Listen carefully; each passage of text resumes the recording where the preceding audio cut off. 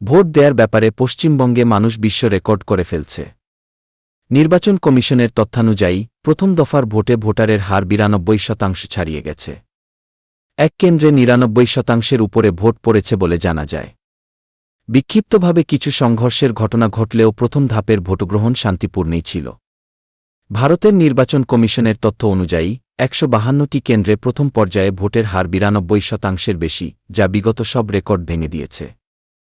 কিছু নির্দিষ্ট এলাকা বা কেন্দ্রে ভোটদানের হার ৯৫% ছাড়িয়ে গেছে, যেমন রঘুনাথগঞ্জ এবং উত্তরবঙ্গের কিছু এলাকায়। ভোটের সংখ্যা বৃদ্ধি। ভোটার তালিকা থেকে প্রায় ৯১ লক্ষ মানুষের নাম বাদ পড়ার পরেও ২০২১ সালের তুলনায় এবার প্রায় ২৪ লক্ষ বেশি মানুষ ভোট দিয়েছেন।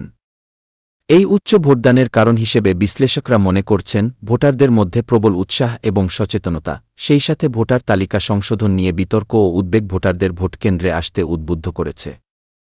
গণতান্ত্রিক অধিকার প্রয়োগের চেয়ে ভয় এখানে কার্যকর ভূমিকা রেখেছে। ভোট না দিলে নাগরিকত্ব থাকবে না।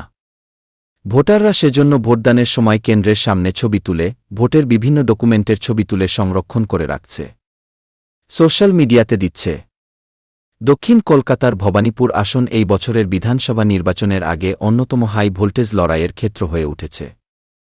তার মূল কারণ এই আসনের প্রার্থী তালিকা। একদিকে বর্তমান মুখ্যমন্ত্রী ও তৃণমূল কংগ্রেস সভানেত্রী মমতা ব্যানার্জি লড়ছেন, অন্যদিকে তার প্রতিদ্বন্দ্বী হিসেবে রয়েছেন বিধানসভার প্রাক্তন বিরোধী দলনেতা ও বিজেপি প্রার্থী শুভেন্দু অধিকারী। মমতা ব্যানার্জির বাড়িও এই অঞ্চলেই। বিজেপি সারা ভারতের রাজ্য সরকারগুলো দখল করতে পারলেও পশ্চিমবঙ্গে পারেনি। দিদি দেখানে গত ১৫ বছর ধরে ক্ষমতায় আছে। রাজ্যে দিদি, কেন্দ্রে মোদি, এটাই ছিল গত এক দশকের উপরের রাজনৈতিক চিত্র। এবারে মোদি হিন্দু ভোটারদের একজোট করে রাজ্য দখল করতে চাইছেন। বিজেপি নতুন কোনো রাজনীতি না করে হিন্দু মুসলিম ইস্যুকেই তাদের নির্বাচনী বৈতরণী পার হবার মূলমন্ত্র করেছে। অপরদিকে দিদির ভরসা ৩০% মুসলিম ভোটার।